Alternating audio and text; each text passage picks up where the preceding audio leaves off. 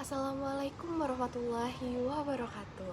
Alhamdulillah, segala puji hanya milik Allah Subhanahu wa Ta'ala yang telah melimpahkan kepada kita begitu banyak nikmat-nikmat yang seringkali tak kita sadari, mulai dari nikmat iman, nikmat kesehatan, hingga nikmat kesempatan yang hari ini mengizinkan kita berkumpul dalam keadaan baik dan sehat.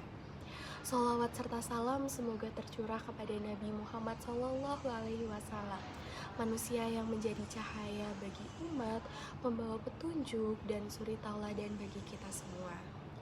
Hadirin yang saya hormati, ketika kita berbicara mengenai ibadah dalam Islam, kita sedang berbicara tentang latihan jiwa, yaitu sebuah proses yang membentuk karakter dan kedekatan seorang hamba kepada Tuhannya. Nah, di antara ibadah yang memiliki kedudukan mulia, ibadah itu adalah ibadah puasa.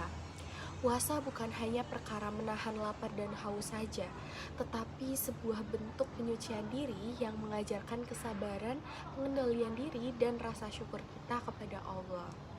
Nah, pada kesempatan ini, izinkan saya untuk menyampaikan ceramah tentang puasa berdasarkan penjelasan dalam Matan Takrib, sebuah kitab fikih dasar yang banyak diajarkan di pesantren dan menjadi rujukan penting dalam mazhab Imam Syafi'i. Semoga dengan memahami isi kitab ini dengan baik, kita dapat menjalankan ibadah puasa dengan benar dan sesuai tuntutan para ulama dan tentunya sesuai ajaran Islam. Sebelum itu, perkenalkan, nama saya Norma Berliana Putri, saya dari NIM akhir 036 dan saya dari AB1. Nah, hadirin sekalian, dalam Matan Takrib ini dijelaskan bahwa seseorang baru wajib berpuasa ketika sudah memenuhi 4 syarat. Yang pertama, wajib beragama Islam, dan yang kedua sudah balik, yang ketiga memiliki akal atau berakal, dan yang keempat sudah mampu. Artinya, Islam itu tidak membebani seseorang melebihi kapasitasnya. Seperti anak kecil, orang yang tidak waras akalnya, atau mereka yang sedang dalam kondisi tidak sanggup. Nah, semua itu tidak termasuk dalam golongan yang dibebani kewajiban puasanya. Nah, hal ini menjadi bukti bahwa syariat Islam selalu mempertimbangkan kemampuan hambanya.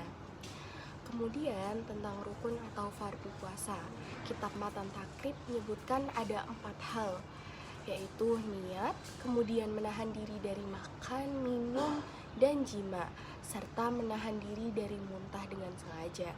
Nah, niat menjadi dasar yang membangun ibadah. Tanpa niat, puasa itu tidak ada harganya. Sedangkan menahan diri dari makan, minum, dan hubungan badan adalah bentuk pengendalian diri yang mengajarkan kita untuk menghargai batasan yang Allah tetapkan. Bahkan muntah secara sengaja pun tercatat sebagai pembatal loh. Nah, selanjutnya kitab ini juga menjelaskan hal-hal yang dapat membatalkan puasa. Ada 10 hal yang dapat membatalkan puasa dan perlu kita ketahui. Di antaranya adalah masuknya sesuatu ke dalam perut dengan sengaja, baik lewat mulut maupun kepala. Nah, lainnya adalah suntikan kedua jalan, yaitu kemaluan depan dan belakang, muntah yang disengaja, bersetubuh dengan sengaja, keluarnya mani karena persetubuhan, haid, nifas, hilang akal, hingga murtad. Nah, dengan penjelasan ini kita memahami bahwa puasa tidak hanya batal karena makan dan minum saja, tetapi juga karena kondisi-kondisi yang membuat seseorang ini tidak layak beribadah, seperti haid atau keadaan hilang akal sepanjang hari.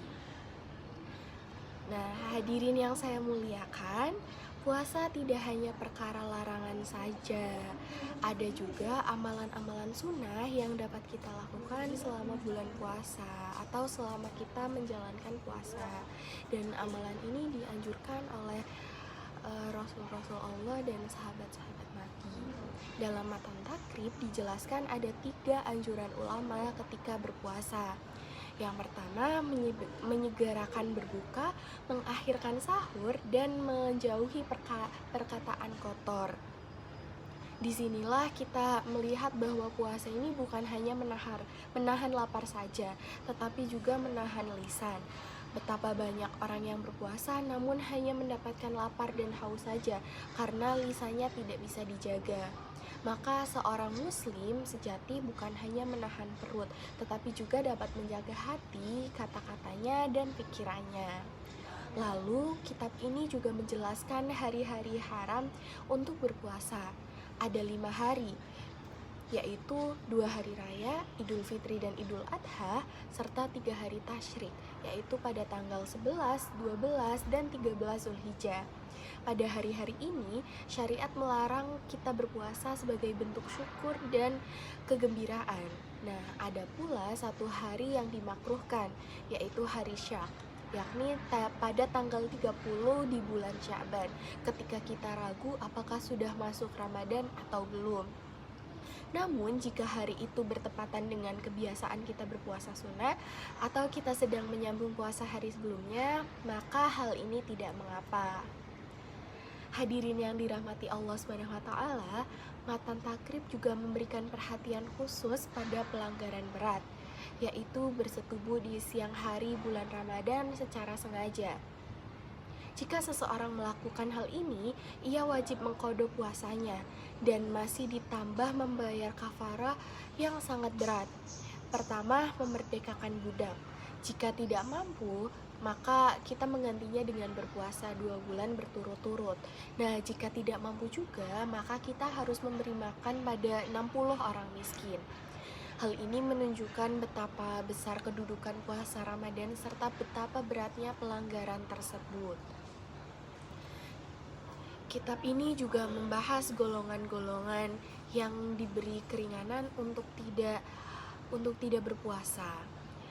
Di antaranya adalah orang tua yang sudah sangat renta, seperti yang sudah hilang akal, yang sudah pikun, atau yang sudah tidak sanggup lagi untuk menjalankan kewajiban tersebut, termasuk seperti orang sakit dan orang sakit yang tidak ada harapan untuk sembuh.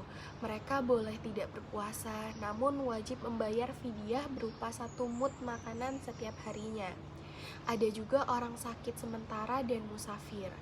Mereka ini boleh tidak berpuasa tapi wajib mengganti di hari lain. Lalu ada wanita hamil dan menyusui. Jika ia khawatir akan keselamatan dirinya, ia hanya wajib mengqadhonya saja. Namun jika yang dikhawatirkan adalah keselamatan anaknya, ia wajib qadha sekaligus membayar makan 1 mud per hari.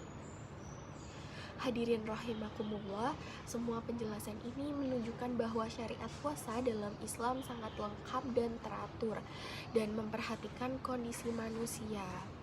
Dan tidak ada ibadah yang dipaksakan tanpa pertimbangan kemampuan. Namun selama kita mampu, maka puasa adalah ladang pahala dan latihan pengendalian diri yang sangat luar biasa manfaatnya.